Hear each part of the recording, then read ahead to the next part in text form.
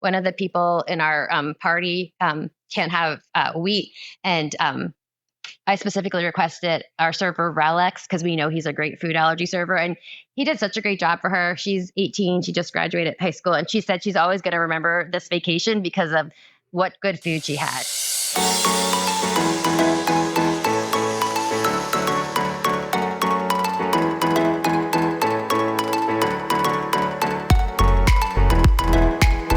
Welcome back, everybody, to this week's live episode of the DCL Duo podcast, brought to you by My Path Unwinding Travel and also our good friend. Sorry, I almost spaced. We've been packing all weekend. We leave for our Adventures by Disney trip tomorrow. I'm a little discombobulated, but I also need to thank our good friends over at the DCL magazine. Thanks to Stephanie, Danny, Tim, Tatiana. Those we've not had a chance to meet yet. We can't wait to meet you.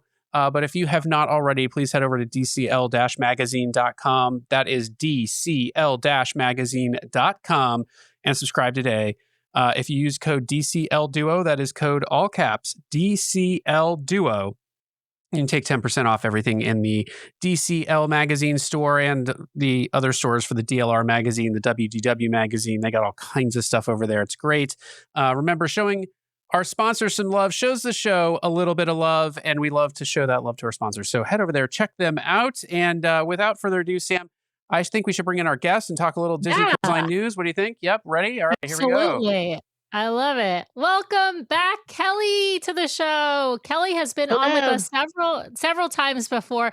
Kelly is a travel advisor with, I believe, Platinum Mouse. Is that right? One of the agencies. And Kelly runs DCL 101 with a friend of hers, which is a really awesome social media account that gives lots of like tips and tricks for Disney Cruise Line. So there's the like short videos that give you like on a particular topic, great tips. She also runs After All Travel blog, and she's been on the show several times. She's also an allergist by trade as well. And so I feel like we always have to touch on food allergy stuff with you, Kelly, because you are a wealth of knowledge in that arena. But it's lovely to have you back. Thank you. I'm so excited to be back. Yeah. Well, before we dive into your Alaska cruise, like pun intended, no pun intended. We have to hit on Disney Cruise news. Now, this past week, of course, we had Stitch Day upon us of 626, and Disney Cruise Line released some special sales for 626. You can find them through your travel advisor or, of course, on the Disney Cruise Line website if you're interested in figuring out whether or not one of those works. But if you are, the deadline is today. Yeah. So you've got to probably do that booking before midnight. I don't know if it's midnight Eastern or midnight Pacific. Molly, do you know? I don't know. I'm always in bed by midnight Eastern, so I'm not positive. Yeah. All right. Well, if you want to book right now, because if you want to take advantage of one of those deals, do it, I guess, while you're watching this show. I mean, no better time to book an Alaska cruise than when you're watching a show talking about sailing DCL in Alaska.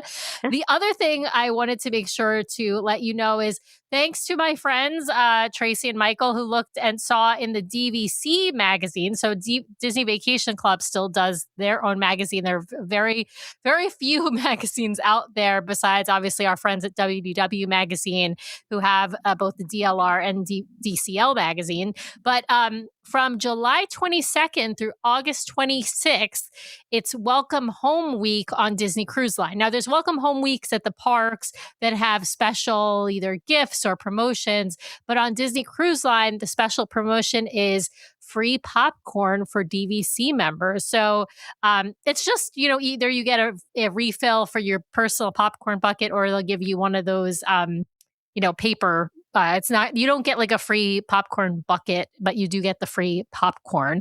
So if you're interested, just make sure you let them know that you are a DVC member. They also will, of course, be giving, gifts on board as they always do. So if you're a DVC member, make sure you stop at the DVC desk whenever you're on board Disney Cruise Line, and you can get things like chapstick, metal straws, maybe a hat, maybe a drawstring backpack, and the like, that sort of a thing. I don't think there's anything else with news unless I'm missing anything. Kelly, Brian, have I missed anything that has happened this week that you guys are aware of? Slow news week. Slow news week. We're talking about popcorn. Yeah. All right. All right. Well, with that, we'll jump into talking about Kelly's Alaska cruise. Now, before we dive into her cruise and the pre-trip and all of that, Kelly, why don't you give folks some background as to how many Disney cruises you've been on and what destinations you've been to previously? So this was my 21st Disney cruise. We've been to Alaska once before. We've done 2 different Mediterranean ones, but different itineraries. We did Northern Europe, going to Iceland and Norway and Northern France. We've done a bunch of Eastern and Western Caribbean, Star Wars Day at Sea, Marvel Day at Sea, Halloween and Christmas cruises. So we've done a little bit of everything. Love it. Love it. Now, you'd been to Alaska before. Did you sail on the Wonder to Alaska before? Because I know this one is a Wonder cruise. Yeah. Okay. Did you have any thoughts about booking the Magic this time? Or were you like, I got to go back on the Wonder? I wanted to go back on the Wonder because I've only been on the Wonder once before, and I've been on the Magic a bunch. I was most recently on the Magic in August. So that's one reason. And we really wanted to go back to Mendenhall. So that's another reason. The itinerary, we preferred the Wonders itinerary over the Magic. Yeah, absolutely. Now, Brian, why don't you pull up that PowerPoint? We have a lovely PowerPoint that Kelly put together, which we always love it when our guests do that. Now, Kelly, of course, you sailed out of Vancouver since that's where Disney Cruise Line sailed out of, but you did have a quick visit to our fair city, the city of Seattle. I know that place. I recognize I've rubbed that pig before. Sorry, for everyone at home, I'm saying this. You're listening to this on an audio-only feed. In your car, you're like, what is Brian type? There is a like a bronze statue of a pig. Brass statue of a pig. There's a metallic statue. How about that? At Pike Place Market.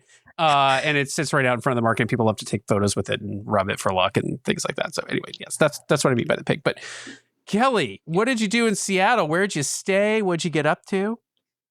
So we got there in the evening after flying in from the East Coast, and we kind of just walked around the waterfront and had dinner. We stayed at the Hyatt Regency. Yeah. And then the next morning we went out for coffee. You have to have coffee when you're in Seattle. And then after that, we got on the road and we drove to Bellingham because we planned on exploring North Cascades National Park. But on the way, we stopped at Deception Point State Park, I believe it's called, and had lunch in this adorable town called La Conner. So it was it was awesome. Oh, La Conner. I know La Conner. We pass there all the time. They build boats there in La Conner. Yeah. Yeah. Yeah. It was a very cute little town, but Deception Pass State Park was like just a place to kind of stop and stretch our legs. But we ended up spending a lot of time there. It was beautiful. I forget that suspension bridge there, I think claims something, Sam. I don't know if it's the world's highest suspension or highest bridge. There's something with the Deception Pass Bridge, and I can't remember what it is, but yeah. Yeah. Yes, I don't remember what it is either, but there's something special about that bridge. There's something special. It's beautiful. It's beautiful. Nice. All right, and you made it up to Bellingham. It looks like you're on. Is that the Hood Canal, or I forget what waterway it's Lake Winthrop. Oh, Lake Winthrop. Yeah. That's where our house was. And then from there we drove to North Cascades and we hiked. Part of the road was still closed. It opened up when we were on our cruise because there was a landslide. So we could only do what was west of the closure, but we got to do a lot. So we went to Lake Diablo, Lookout Point, and then we did 2 different hiking trails around the Lake Diablo area. And that was plenty to fill one day. It was so beautiful. It was shockingly blue, that lake. So there was just 10 of us at that point. And then the other 8 folks joined us in Vancouver for the cruise. Nice. It's kind of crazy. 18 people. How does one organize 18 people, Kelly? Can you give us any sort of tips and tricks? Like how does one get, like it's herding cats, right? Yeah, a lot of times I just end up making the decisions. I'll send questions out to the group via text. And if people don't answer, then I'm like, this is what we're doing. And it tends to work out. I think most of them kind of like it that way. Yeah. So, and this is all family, this group, right? This isn't... It's all friends. They're kind of almost like friends. Our family because we've been friends for so long. Yeah. But it's 3 families that are good friends. So let me back up and ask the logistics here for a bit because people always ask us, I'm flying into Seattle in advance of the cruise. It sounds like that was time well worth spent. You enjoyed that. And then the second question is always, where should I stay? We covered that. But how do I get to Vancouver? So did you drive all the way up to Canada then from Bellingham? We did, yeah. And that wasn't very far. It only took us like about an hour and a half to get to Vancouver from Bellingham. Yeah. I think there might even Yeah. be, is there a ferry from Bellingham to, I guess that goes to Victoria. No, Wouldn't I'm get not you to sure. only goes Vancouver. to Victoria. Yeah. Vancouver Island, where Victoria is not the city of Vancouver, for those who aren't familiar with British Columbia. Victoria is a beautiful place to visit as well, but it's not the same as the city of Vancouver. And Disney Cruise Line sails out of the city of Vancouver. Other cruise lines, actually the ones that sail out of Seattle, tend to actually, some of them stop in Victoria as a port stop, as in order to satisfy the Passenger Services Vessel Act.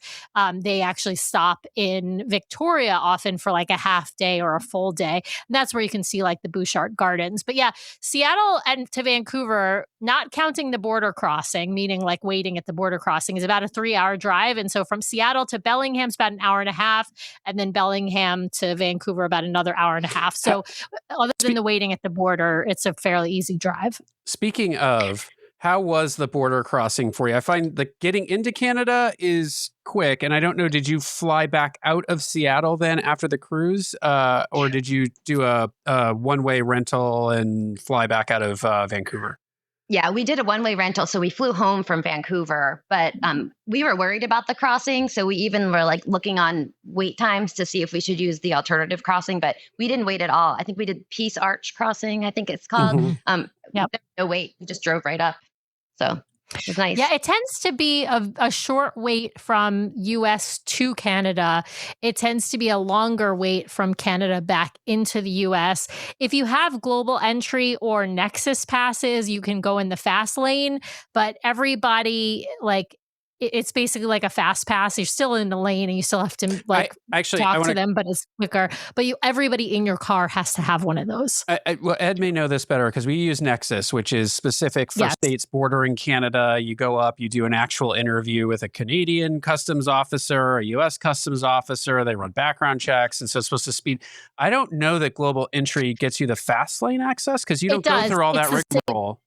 No, it does. It's you do it. You're if you have global entry, I believe you're allowed in the Nexus lane coming back into the U.S. I don't think it works going out of the U.S. Yes, back in. Okay, now I'm with you. Now I've got it. Yes. If you have global entry or Nexus coming into the U.S., you get to be in the fast lane. If you have Nexus specifically, you have the fast lane both directions. So we have that because we live in Washington and we find it makes going into Canada easy, but I don't think you can get it, or at least not get it easily unless you live in a border state. You have to live in a state that borders Canada to get Nexus. Yeah, for sure. All right. We were worried though, because the World Cup was going on in Vancouver too. So we didn't know if that was going to increase traffic, but we didn't have any trouble. Yeah. And Ed, we have been avoiding downtown Seattle for that very reason because the World Cup is here. So and I totally agree with your comment in the chat about the border line is usually backed up getting into the U.S. Getting into Canada is very, very quick in my experience, unless it's a holiday weekend in Canada and everyone's like they've come down here. But most of the time, the getting into Canada part is not the hard part. So, all right, Vancouver. It looks like you got up to some fun here in Vancouver before you set sail. So, what did you do in Vancouver? So we only had about half a day after we drove before the cruise. So we walked around Stanley Park and had dinner and gelato. It was really good. We wanted to initially stay at the Pan Pacific, but the prices, because it was the weekend of a World Cup game, were very high, even if you did through Disney. So I have Hyatt points. So we ended up staying at another Hyatt Regency also, but it was a quick walk to the port and to downtown. So we enjoyed the location. So we mostly just walked around by foot and hung out by the water. It was a pretty day. Nice. Yeah, it looks like you had great weather pretty much your entire. I mean, this was just last week essentially. You got off the ship about a week ago.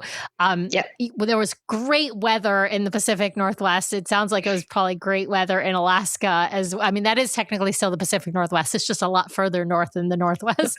But fantastic weather. All right, well let's talk embarkation day. Next slide, Brian. No, this is Glacier. We're on There's Embarkation. there's pictures of us on Embarkation Day on the last slide to kind of combine them all. There you go. Yeah.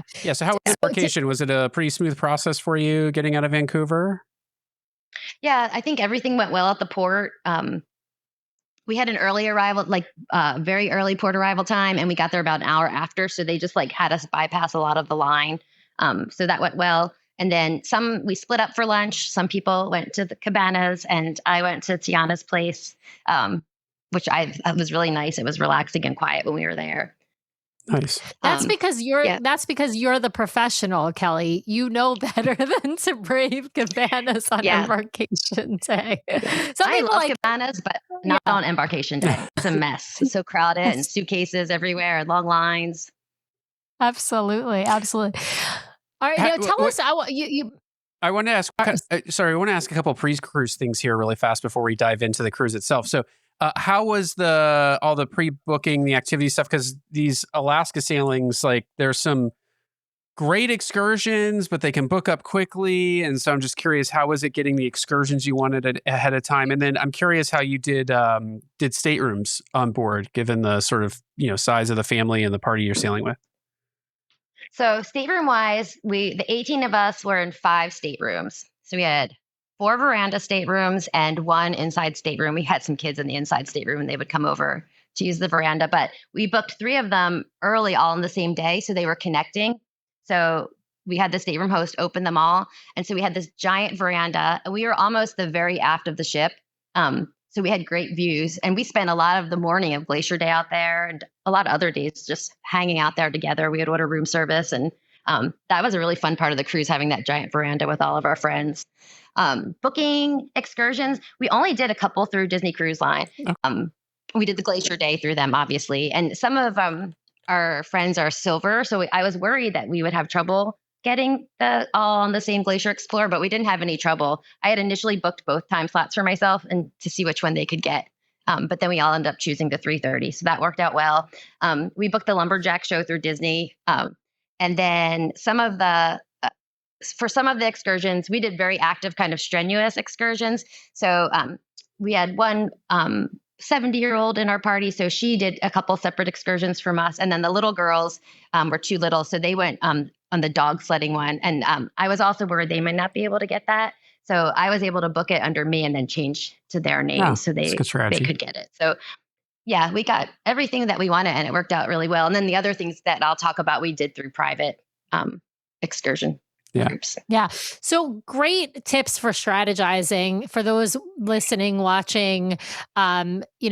If you are sailing with multiple rooms, you can link so you can help each other book excursions. But if you have different Castaway Club statuses, then you have different booking dates for your excursions. Yeah. And so you are taking a bit of a gamble if you're booking through Disney Cruise Line. If you book for, let's say the first family who is, platinum, for example, like Kelly is, then you may not be able to book those other folks on that excursion. But you can do things like shift people around once you get on board. So if Kelly books dog sledding in her name, but it's actually somebody else in her party, all she has to do is either call up to switch it or do it on board. But either way, you can slot in a different person. But of course, they won't let you book for yourself 2 conflicting excursions. So you can't book yourself on 2 excursions that are at the same time. So that's the one caveat.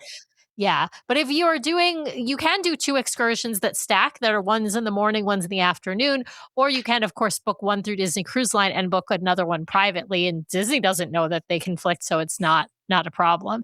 But yeah, I love that. Like, tell us the age ranges, like, of all the folks. You mentioned there's a couple little girls, there's one 70-year-old. What's the age range of everybody else on this trip? Yeah, so we had a 5-year-old and 9-year-old girl. Then we had a bunch of teenagers, 3 18-year-olds, 1 17-year-old, 2 19-year-olds, 2 15-year-olds, and a 14-year-old. Then a lot of people in their 40s and 50s, and then 1 70-year-old. Gotcha. So okay. Mostly older kids, but mostly older kids, but a couple of younger kids as well. That it's a lot to cater to. It does make sense that you did some more strenuous, excursions. I will definitely dive into those. Let's start with Glacier Day, since I know that's the next slide. And of course, that's your wonderful sea day on board. technically your second sea day on board is Glacier Day. Tell us what you guys got up to. You said you spent some time on the balcony, the veranda that what you were able to open up, but tell us Yeah. about meeting characters and whatnot. Yeah. So in the morning, I went to meet some of the characters. The line was moving really fast. You know, they have a new rule where each group can only take one photo. So you can't do like 10 combinations of photos with and without props. So even though the line looked long, it really did move very quickly. So I think I met 3 characters up on deck and got photos there. The little kids watched the Frozen sing along, and I joined them. We spent a lot of time just walking around the deck and taking pictures. And then, as I mentioned, we ordered room service and all had lunch on our connected verandas. So, like, all 18 of us were on those 3 verandas for a while. And that was a really fun day.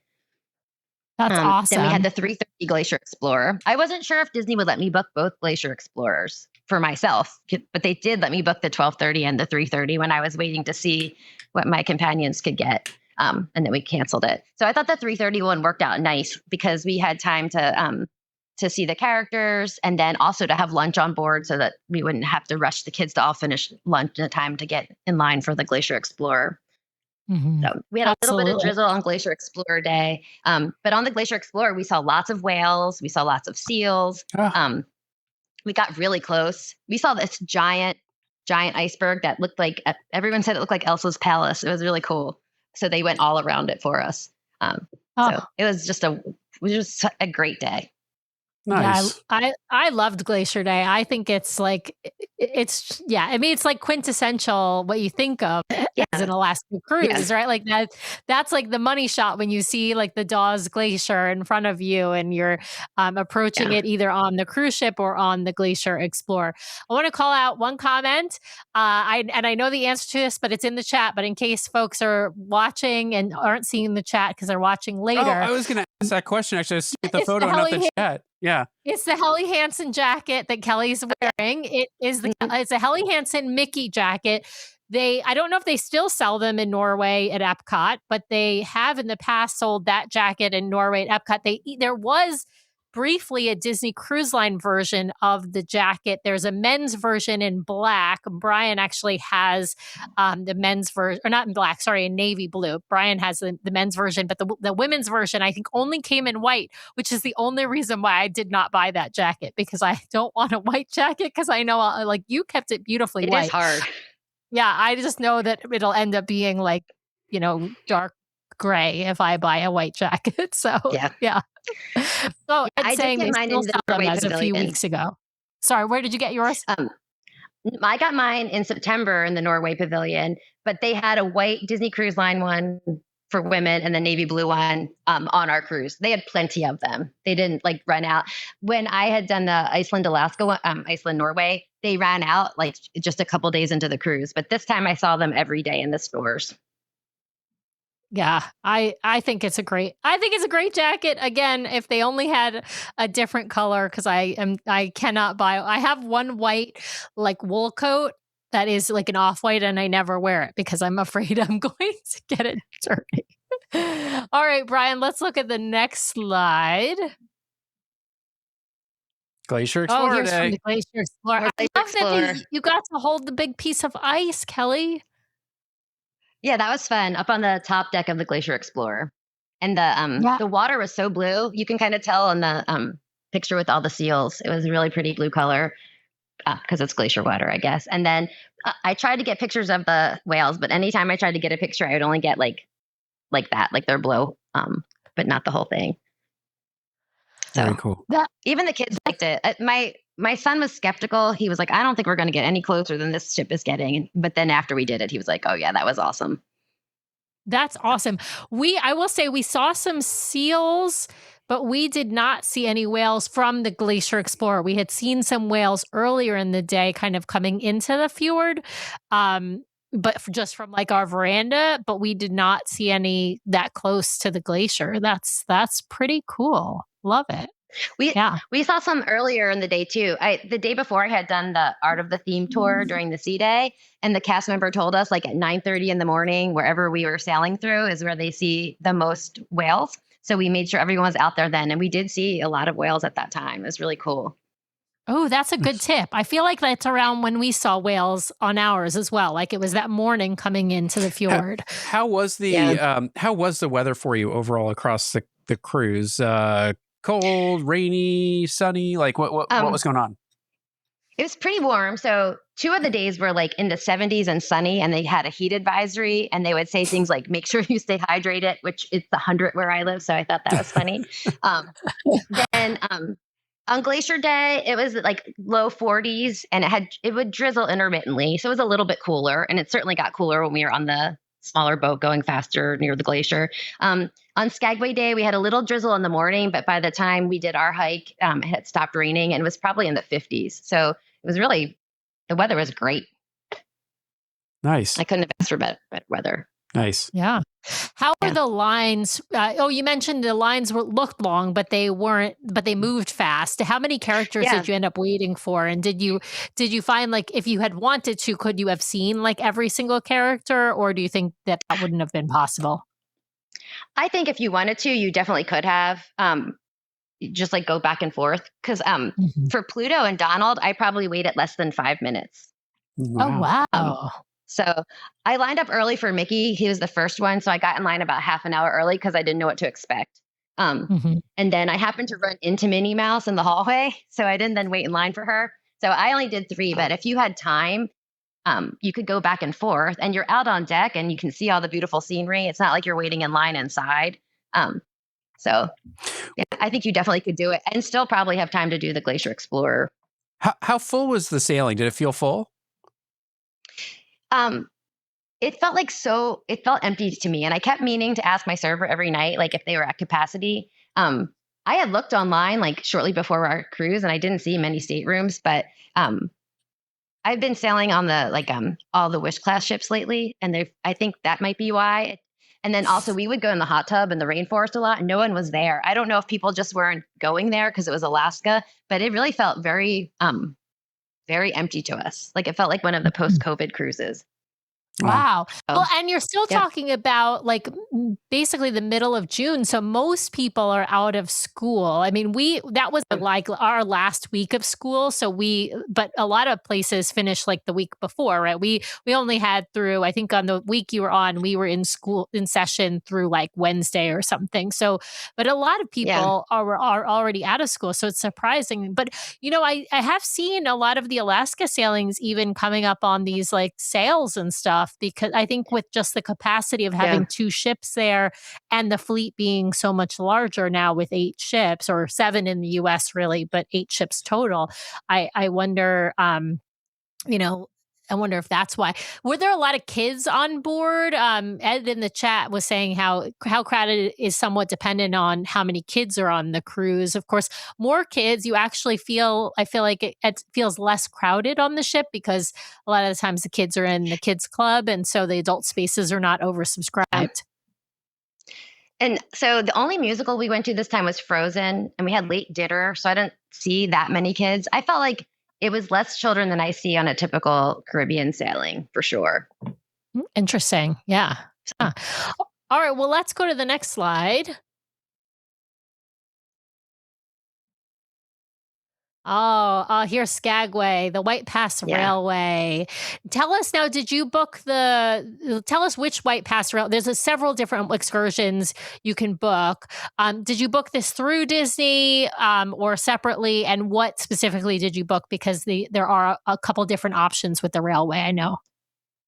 So we booked directly with White Pass, and we booked what's called the Hikers Train. So you get on in downtown Skagway, and they drop you off at the Lawton Glacier Trail, and then we hiked that, and then they come and pick you up. Oh, cool! So we had done that years ago when the kids were younger. It's a beautiful hike, but we had a very limited amount of time. So we got dropped off at the trailhead at 1:40, and then they picked us up at 4:05. So it's not a steep hike, but there is a lot of like up and down. So we had to walk very, very fast to the glacier. Then we got to spend a little bit of time there and take pictures. And then we had to walk very quickly back. So that was our option, or we could have been there for 6 hours, and 6 hours would have been too long. So since most of us are kind of experienced hikers, we did it. But I think doing it on that short amount of time, I wouldn't do unless you know that you can keep the pace and you're kind of an experienced hiker. If you want to have more time and bring a picnic, you do have an option of going earlier in the morning. But I thought with all the teenagers, like if they get bored, it would be kind of miserable. So we wanted to, we'd 6 hours just go fast. Yeah, 6 hours with teenagers might not be so good. Now, do they give you a guide, or is this kind of a self-guided for the hiking part? It was just with us. I do see places that you can book and a guide will go with you. When we were getting back on the train, there were people with us who had a guide with them, and they have an empty car just for the hikers. And then they keep that car empty. So when the train comes back, that car will be for you. So on our car, there's only 2 people that weren't in our group. We kind of took over the car. I remember this when we took the train. They stopped at one point kind of in the middle of there wasn't a platform or anything, and they were picking up a hiker. So how did you know when you needed to be back from the hike? Like, did they tell you there's a specific time the train's going to come by and you need to be here at that time or get left behind kind of thing? Yeah. Yep. They told us like at 4:05 we'll be here. Now they also know how many hikers there are. So they know you're out there, I guess, if you didn't make it back because something happened. And that picture of the train is right from where we got the train. So you're kind of just up on the side of the track, and we were just waiting for the train. But we got a lot of cool pictures and videos of other trains going by, because many of the trains will go by they don't all stop for the hikers. So all of us did this except one member of our group. And then she just booked the train through Disney and she just did the train up and back. Very nice. Ed's asking, how was the mosquito experience during the hike? So this time the mosquitoes weren't bad. We had done it before in July, and then we had to wear mosquito nets. I didn't think I would wear them. My friends gave them to me, and I was like, okay, thanks, and put it in my pocket. And then 5 minutes into the hike, I was like, thank you. And I put the mosquito net on. So we brought them with us, but we didn't need them this time. I don't know if it was earlier in the season. I'm so glad that Ed asked this question and that you've answered it, because I will never do this hike because mosquitoes, like literally, like I am like a moth to a flame with mosquitoes. Like they swarm me and I get bitten all over unless I literally douse myself in DEET. And that I actually take it with me whenever I travel anywhere, because in the Pacific Northwest, we have very few mosquitoes here because it doesn't get hot and humid. But anywhere where there's like a decent amount of humidity and heat, I am literally eaten alive. So I want to do this hike, but now I'm maybe not. Well, you're mostly covered, right? You have on long pants and a long jacket. They find her. This time they find a way. They literally go up my pant legs. Yeah, I could be standing there in a swimsuit and not get bit, and Sam will get bit 5 times. It is unreal. It is unreal. It's crazy. They say it. I must have sweet blood, and so it must be something with my either my blood type or my pheromones or something like that. I don't know what it is, but. But if you're not a mosquito target and you like hiking, this is a beautiful hike. You go through big meadows, and then there's a glacier river that's that pretty like blue gray color, and the whole time you hear that nice noise of the river with the rocks. So I think it's a really awesome hike it's like I think about 3.2 miles round trip. Oh, yeah. Cool. Maybe. Oh, wait. No, I think it might be. Sorry, I'm lying. I think it's 2.3 miles each way. So we were really booking it. We were like kind of jogging at the end. It's fast. Worried. Yeah. So 4.5 miles. That's a lot. Yeah. How long did you have to do it in? Sorry, I missed that part. From 1:40 to 4:05. But we got back at like 4 because we were just to be extra safe. Yeah. That's tight. That's tight though. Now that's not tight for flat walking, but that's tight for hiking with ups and downs and ups and downs.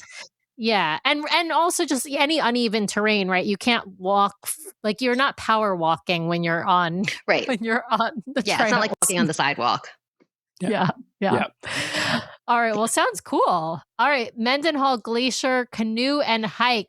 We actually got several questions, I think, about the pictures from this. What did you book? Who did you book this through? And how was it? This was awesome. It was such a good day. It was our 3rd glacier of the trip. So we booked it. I used like the Alaska Shore Excursions group, but then it's kind of like Viator. So then there's smaller companies through it. So the company that took us was called Liquid Alaska Tours.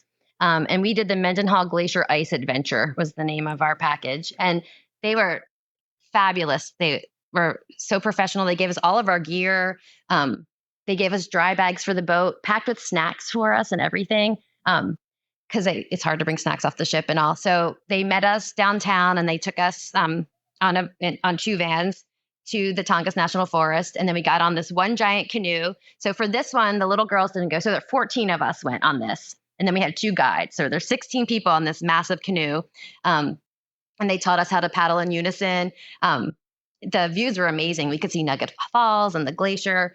They would give us breaks when we were getting tired. And then we took the canoe onto land and we hiked to get really close to the glacier and see a beautiful view. So that's when we have the helmets on. We didn't need to wear the helmets during the canoeing part, but then when we were hiking, they said there could be falling rocks, so we had to wear helmets. And then we had time to like just sit up there and check out the glacier and eat our snacks. And then we hiked back and canoed back. And everyone had so much fun. It was a blue sky day. They rarely have like blue sky days there. They said how lucky we were. So it was just like such a memorable experience. It was a perfect day. I'm starting to feel like Alaska might be like Seattle, where we just, everyone thinks that we lie about the weather all the time. So like, I'm starting to wonder, like, because we were there and they had some nice weather, and then you were there and they had some nice weather. So Alaska, yeah. I'm watching you. I think you actually have nicer weather than you would. But I'm curious, how long did this excursion last? And do you remember like what the price per person was? I actually had that written down, but I don't know if I have it on the sheet. Oh, I do actually. So it was $358 a person for that. Yeah. But I would say it's expensive, but it was well worth it because it was really unique. And then the times. Olive Shore was 6:45, but they didn't pick us up till 9. And we went downtown and had coffee and stuff, and they met us. And then I think we got back around like 2:00, and then we had lunch downtown before back to the ship. So plenty of time. It was a good part of the day. Yeah. Yeah. Someone's asking in the chat, Arnold, it looks like is asking in the chat, how old was the youngest person on the hike? Did you have any, yeah. On the hike, the 5-year-old went, like the hike, the Skagway day. Yeah. She was 5, and Ellie, she did an awesome job. She like power walked, she ran. We thought like her dad might have to carry her sometimes, but she was, wow. She did, so did the 9-year-old. Like the girls did amazing. Yeah. Now on this canoe and hike, this was the 14-year-old was the youngest on this one, right? Yes. Yeah. The 14-year-old was the youngest. Yeah. Yeah. So 2 of the adults and 2 of the little kids, they did the Alaska dog sled summer camp, and they really liked it. So when you do the dog sled, you only end up in the snow if you take the helicopter. But all of us, because of like safety concerns with tourist helicopters, all of us as a group decided we were doing no helicopters on this trip. So this is the dogs take them on a cart through like mud, but they got to meet the dogs in their camp. They got to hold a lot of the puppies, and then they went on about like a 2-mile ride. I have some cute videos of it with the dogs pulling them in carts. They said about 8 people per cart, but they had a really good day, and they were happy with how much they got to do, even though there wasn't actually snow. And they did book that through Disney. Yeah, our friend Wesley and his son and wife, they went on that excursion, and we just talked with them on the show. What was that? That was like 3 weeks ago. So if you're interested in hearing more about that excursion, check out the live show we did about 3 weeks ago with Wesley, where we talked a little bit more in depth about that excursion. But yeah, I think that's a great option if you don't want to do the helicopter thing. Plus, it's a lot less expensive than the helicopter. Yeah. Excursion. The helicopter excursion is like $900 something per person. So easily that adds up when you're talking about a family of 3 or family of 4. Yeah. And so it totally makes sense. Now, you had mentioned Mendenhall Glacier was the reason why you wanted to do the Wonder in particular. You wanted to go back to Mendenhall Glacier, which you have to go from Juneau, of course. What did you do the last time that you were in Alaska that you were so set on going back to Mendenhall?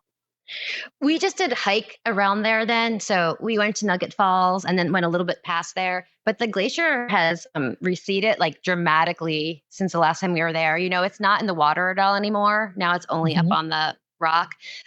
So you could see a little bit of it from Nugget Falls last time we went. But now they said, our guide said they call it Disappointment Trail because they get to Nugget Falls, which is beautiful, but they don't get to see the glacier from there anymore because it's kind of around the bend. But we just knew it was so beautiful, and it's a glacier you can get really close to. Yeah. So that's why I wanted to go back. There's a good question in the chat. I want to come back to it at the end of the show after we've done all of your excursions, because I think between the three of us, we've done a bunch of different kinds of excursions in Alaska. So just, Jonathan, I see your question in the chat about excursions you suggest taking or avoiding, and we will come back to you here at the end of the show. Should we move on to the next day then? Let's do it. Go for it.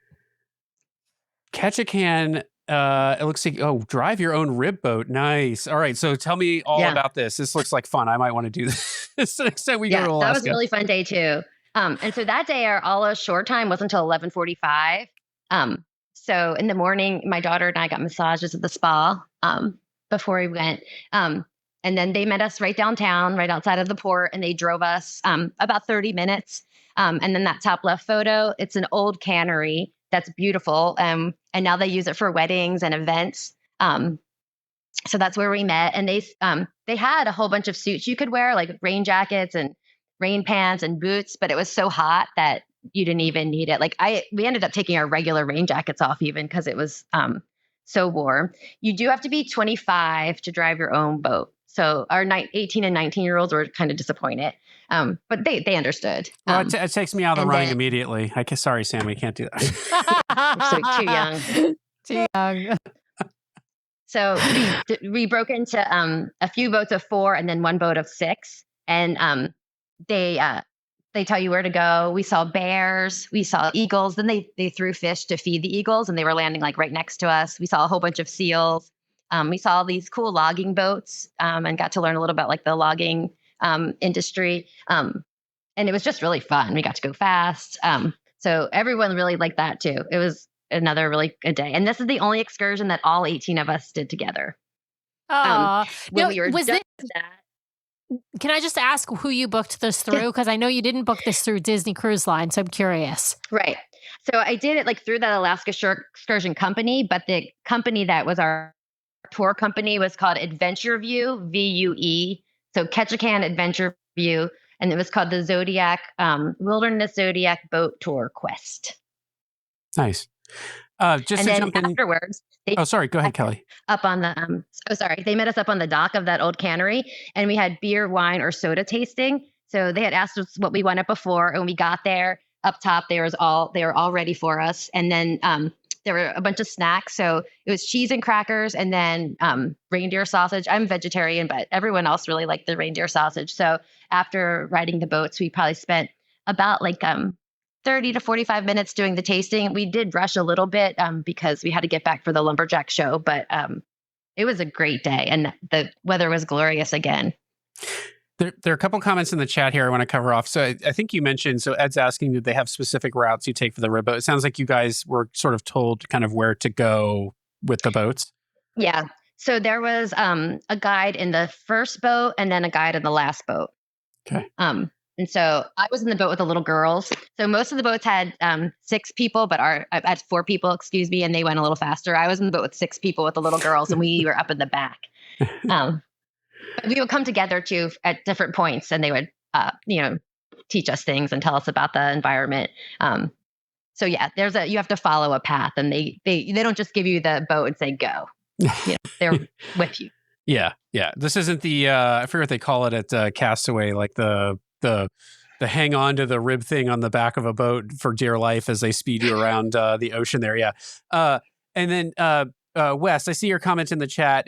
Wes is saying, sorry just to pop in here, but I think people get a bit turned off because the dog sled summer camp isn't in the snow, but we couldn't have had a better time getting one-on-one time with the dogs. Totally agree. We did the version that landed on the glacier. We saw them in the snow. We got great one-on-one time.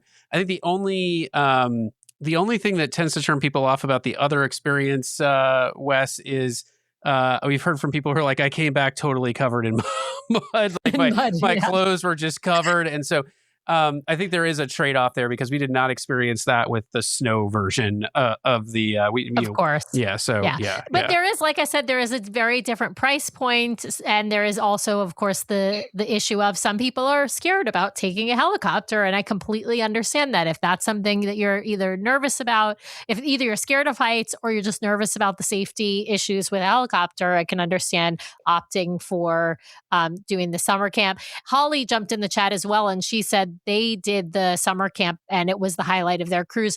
It's also, I think, one that you can do with slightly younger kids than the helicopter one as well. So there's another nice option depending upon the ages of folks in your group. But there are so many amazing excursions to be booked in Alaska, whether that's through Disney Cruise Line or through private tour options. You just have to do some research. Obviously, we've covered several of them on this show. Between hold on, I want to get to that question toward the end here. I did want to say, Ed said snow version was also deceptively hot since the snow reflected all. Like there are pros and cons to both of these. Big con, aside even from the helicopter up to the glacier, is if the weather turns bad while you're up there, you're stuck up there. So, Well, and it also gets canceled quite often. The helicopter ones get canceled more than 50% of the time. So if you want to do something with dog sledding and you want to make sure it actually happens, the summer camp is your better option for that reason. Yeah. All right, onboard fun. And my friend said her daughters didn't miss the snow. Like they didn't know there was a snow option, and she said they were just so happy with the experience. So I think that kids love it. I love that. Now you did the private brunch. I see that picture. We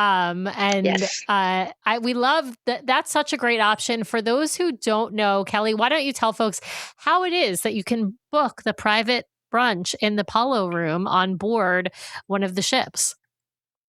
Yeah. So there's an online form you can fill out. I think it's called La Dulce Vita. You have to search for it on the Disney Cruise Line website, and you fill out who wants to go to the brunch, and you say your first choice and second choice dates and times.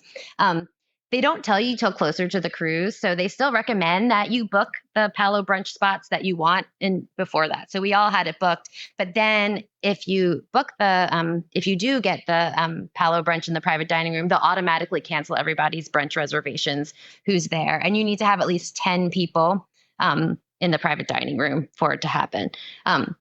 And so it takes a little bit longer, I feel like, in the private dining room than it does when you do it out there. But we were all hanging out with each other, so we didn't mind. It was our last sea day that we did that.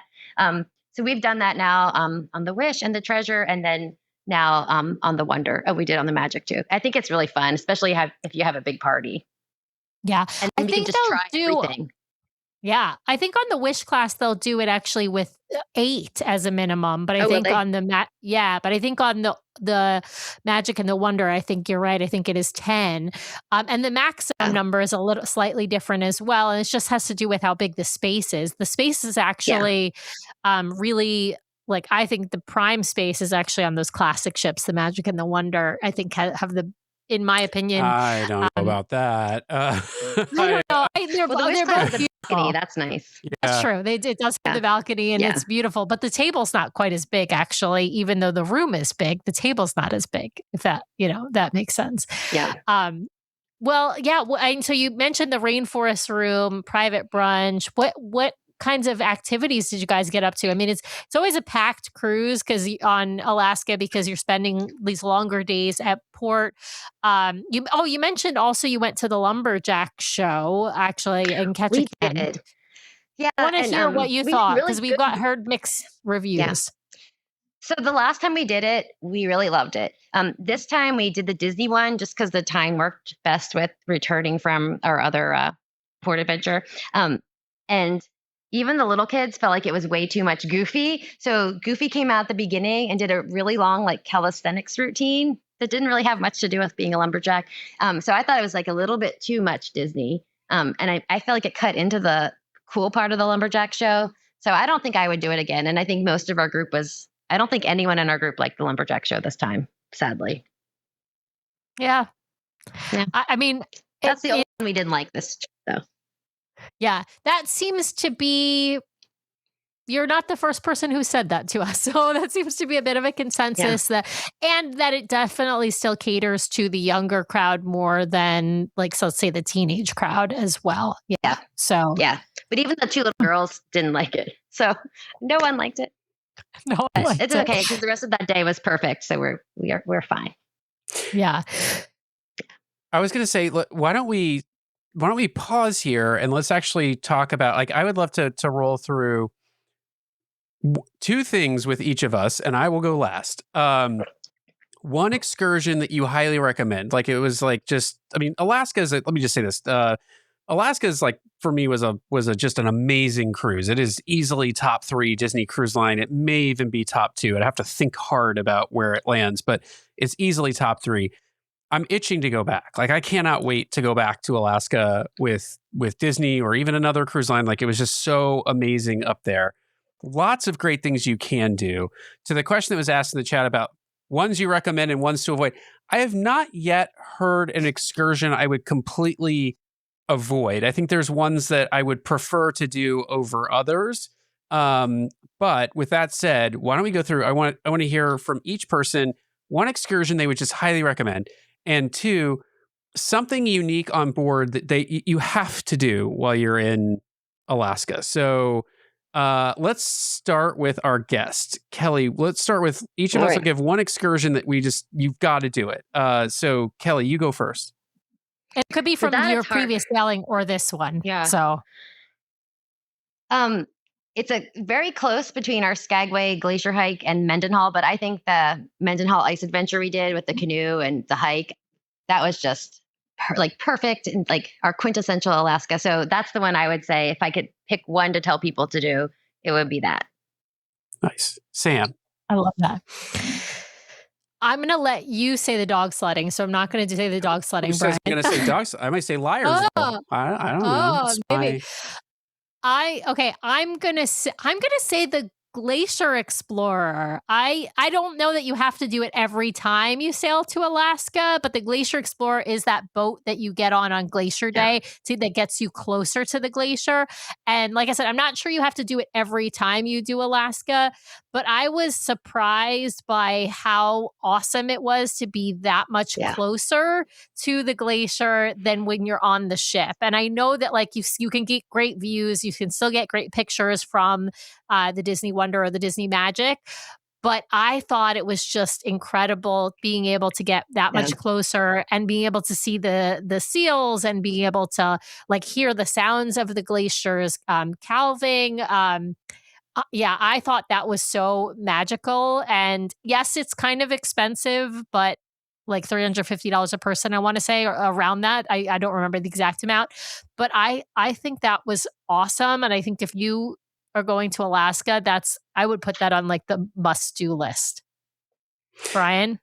Yeah, I loved every excursion we did, although I will acknowledge from the chat, no, I am not going to recommend that you just take an excursion to Liars. That was a nice little cap off to the train ride. I think I got to do I got to do the helicopter out to the glacier.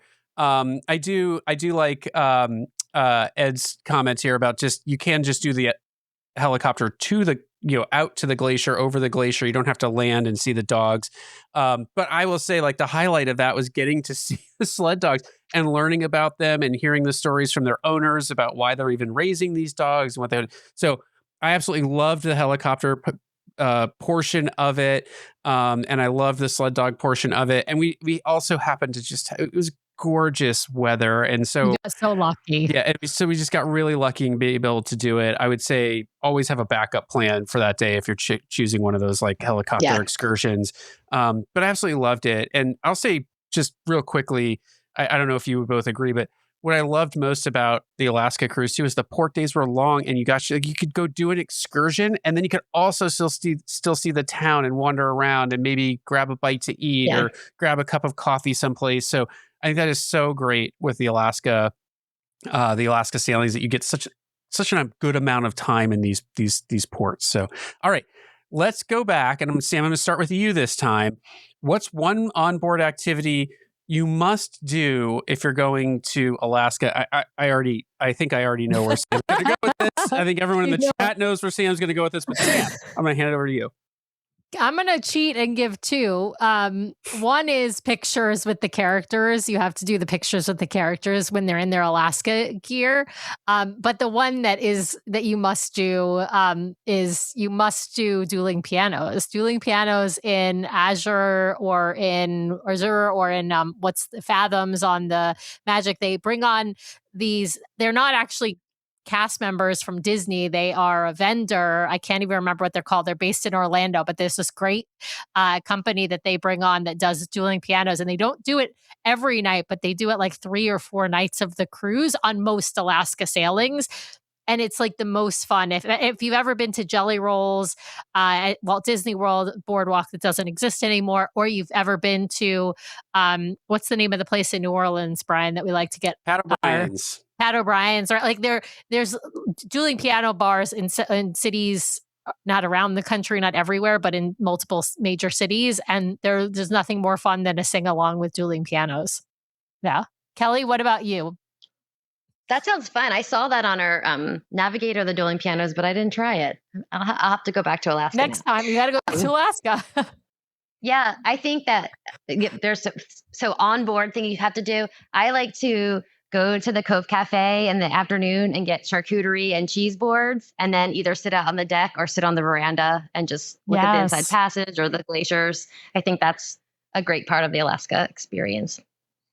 Yeah, I love that. I'll say from an onboard standpoint, you guys have pretty much covered it. I will just agree. I loved the time on the balcony, and we splurged way beyond and had these we had the Roy Disney Suite, so we had these huge floor to ceiling windows that we could just sit and watch the scenery go by. I remember I spent some time in there with like some electric binoculars that I had, just kind of scanning the coastline, looking for any signs of wildlife, which was unfortunately missing from our sailing. I mean, beyond the bears, I got to give credit to that bear excursion that we did, because unbelievable the number of bears we saw. But most of the other wildlife, it seemed like, had kind of petered out for the remainder of the season.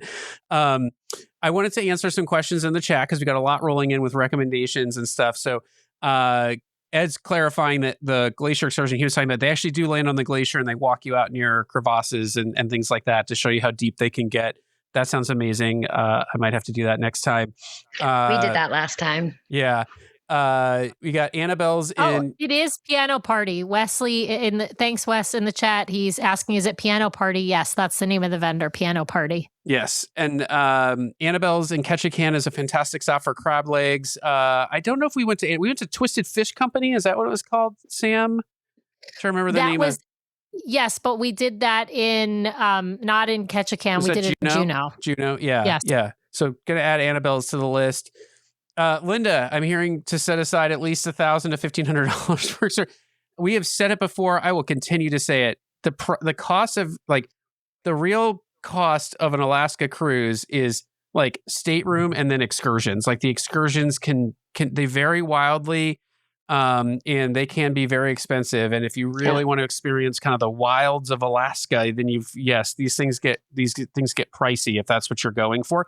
You can go to Alaska and just wander around these small towns, find some independent tour operators, those sorts of things. But the Disney excursions tend to be a big part of this cruise. You can easily spend $2,000 a person on just excursions, I would say. Yeah.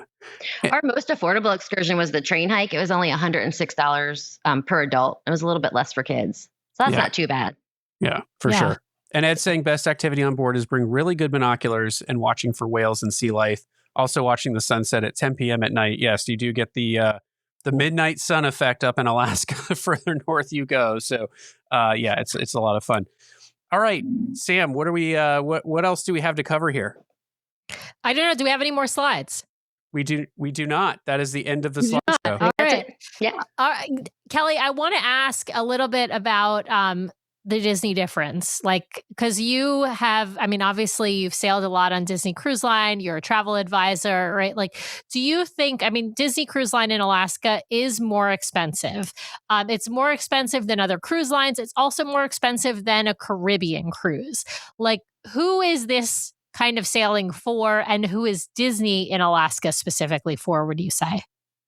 Yeah, I think as we talked about how the excursions are expensive, I think if you're going on the cruise and it's already a stretch and you're not going to be able to afford the excursions, then it might not be for you, because the port towns themselves, while there's like some restaurants and shops, it's not like why you're going to Alaska. So I think it's better if you have enough money to do that and that you're interested in those things. If you're interested in wildlife and hiking and seeing glaciers, some people it's not for them. They want to relax on vacation. So I think it's great for active people who want to get out and do things, and that their interests are wildlife and nature and hiking and national park kind of stuff, who have it in their budget to experience things beyond just like Creek Street or the Lumberjack Show. Yeah. The quality I think is great. Oh, go ahead. So no, I was going to say, I think that's key, right? Like if you're somebody who only likes warm weather vacationing and wants to sit on beaches, this is not the cruise for you, right? I mean, that's a huge part of it. We're tired at the end of the day on a lot of our days, because we're really going. So it's not the relaxation kind of cruise as much. The sea days help balance it out some. I think they do such a great job with food allergy.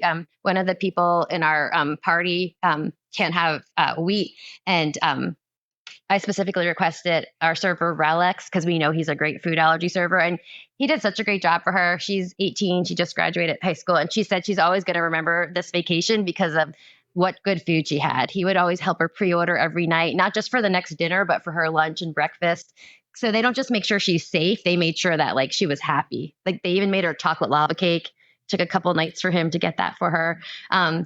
3 of the kids were celebrating their high school graduation. So that was really nice for her to celebrate it that way. So that difference is huge. I'm not saying that you're not safe on other cruise lines, but they really go beyond with that. And honestly, I haven't sailed on other cruise lines for so long. Sometimes it's probably hard for me to compare. Like, maybe I should.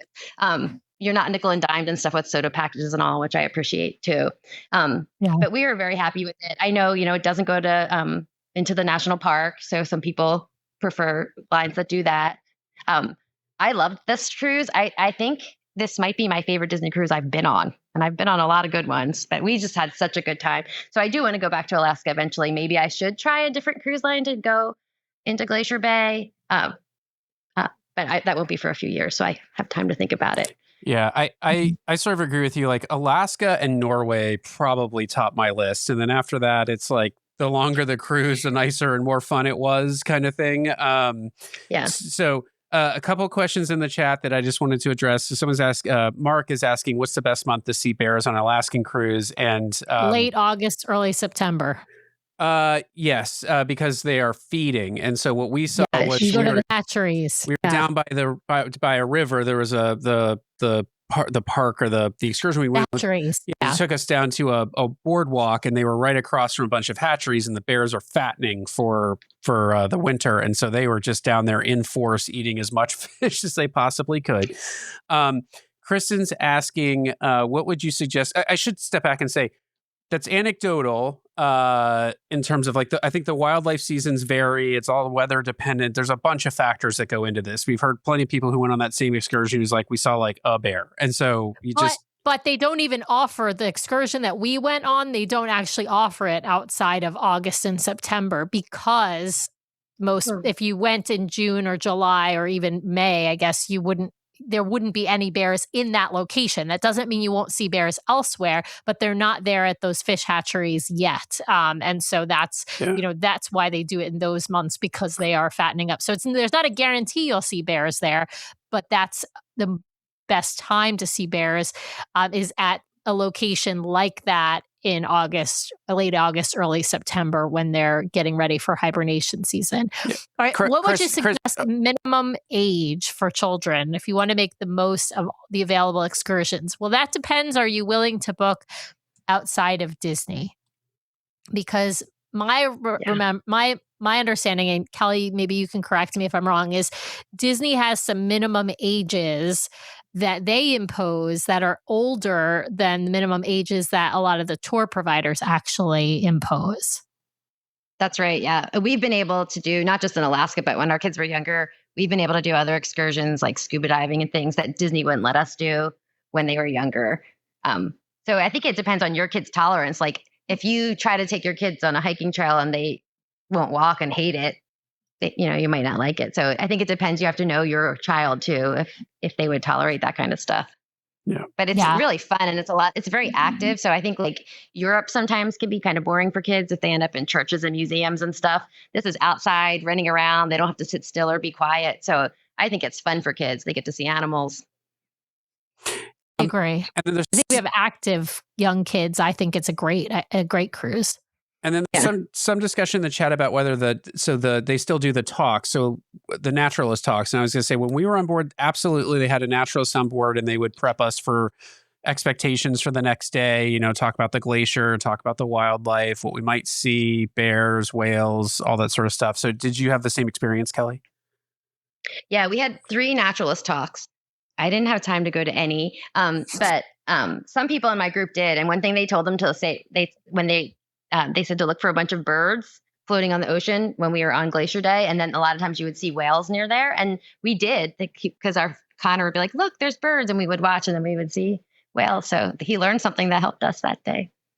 Nice. Absolutely. Nice. Yeah, I think it's typical for Disney to have one naturalist on board, and then that one naturalist does like 3 talks, and then they do an overhead talk on Glacier Day, but only for a certain amount of time. It actually has to be, I think it's like under an hour and only in certain locations, and that's dictated by like the Alaskan law or whatnot. And so because you're in like essentially national parks areas, and they don't want to disturb wildlife. So we thought the naturalist on board our sailing was great. I think I went to 2 out of her 3 talks when we were on board. And then Ashley's mentioning in the comments, you can also listen to them on your or watch them on your stateroom TV. So they do put them into your room. So if you're busy doing other stuff, or you've got a kiddo that's napping or something like that, that's something that you can take advantage of. Yeah. Nice. All right. Well, I have one last question before we head out here, Kelly, which is just, you've done it once, you've done it twice. Will you be going back to Alaska for a 3rd time, do you think? I think so. I don't think right away. We were supposed to go to Norway next year in August, like late July, early August. But now with the kids' college schedules, we might not be able to. So I might have to reschedule it. But I definitely want to go back because I really loved it. You will love Pulpit Rock. I can already tell. There was a theme of hiking throughout your entire slide presentation. Pulpit Rock is for you, I can tell. So yeah, you'll love it if you make it over to Norway. Well, Kelly, as we mentioned throughout the show, you yourself are a travel agent. Do you want to let folks know where they can find and book with you if they're interested? Sure. You can go to platinummouse.com/Kelly, Kelly. But then my little videos about Disney Cruise Line stuff are on DCL 101 on Facebook. And then my Alaska, it's called Disney Cruise Line Alaska Facebook group. We have over 21,000 members now. And I work really hard to keep it spam free. So it's a pretty useful group. Nice. Well, that's great. I definitely check out all of Kelly's content. It's all really good stuff. As a reminder, so as we head out here, first let me say thanks to everyone out there for watching and listening, and to Kelly for spending some time with us. As a reminder, we will not have a live show next Monday because we will not be in the United States. So we will be firmly on our Adventures by Disney River Cruise by that point. And so I think I edited something like 8 shows to release over the next 2 weeks. I don't know how we have this much content. It's a blessing and a curse, I suppose. But so we've got a ton of content rolling out for you over the next 2 weeks, even while we're on hiatus. Sam, do you remember who we've got? Oh, I guess our first live show back is us. I forgot. Yeah. So we will be back on Monday, July 13th. I think I got that all correct. Monday, July 13th at 5:30 p.m. Pacific, 8:30 p.m. Eastern, to give you the trip report from our ABD River Cruise, Podcast Cruise version 2.0. I also wanted to highlight we are working on 2 very special episodes to come out of that. We're going to do an episode on our pre-trip experience in Amsterdam, because we'll be there for a few days ahead of the cruise and doing the sightseeing touring thing.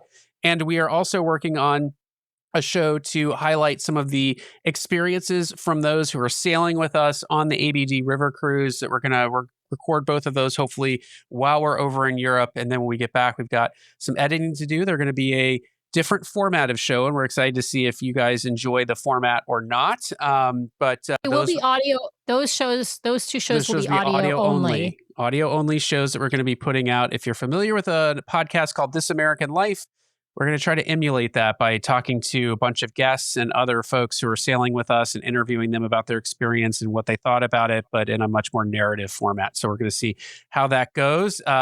Fingers crossed, we're waiting on a final approval from Adventures by Disney PR, but if we get it, we are going to have some time with one of the adventure guides as well on board the ship to interview them, and we're really hoping that comes through. I think we're just waiting on the name. But if that happens, we will bring you that as well. And as we both have said to ABDPR, like the guides are what make the experience, in our opinion, for Adventures by Disney. And so we're really kind of excited to highlight the experience from one of them and bring that experience a little closer to all of you who might be thinking about doing Adventures by Disney. But with that, I will wrap up here and just say thank you again to Kelly. Thank you again to everyone out there watching and listening after the fact, and we will see you in 2 weeks' time. So have a great evening, everybody. We got to go finish packing.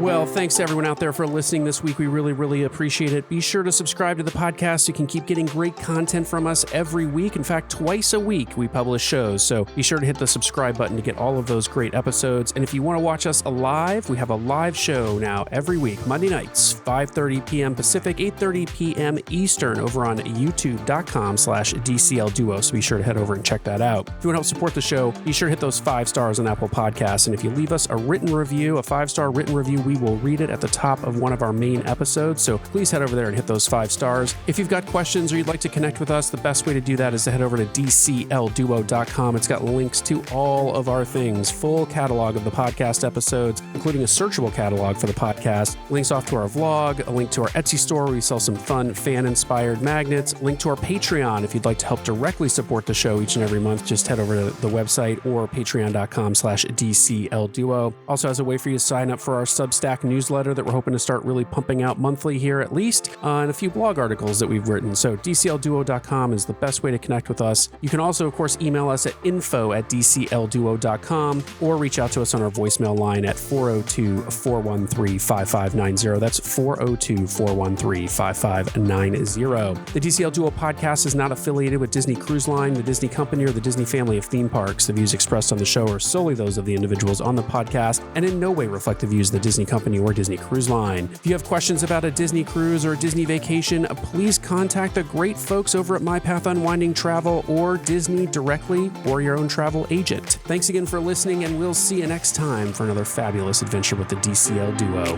Good night.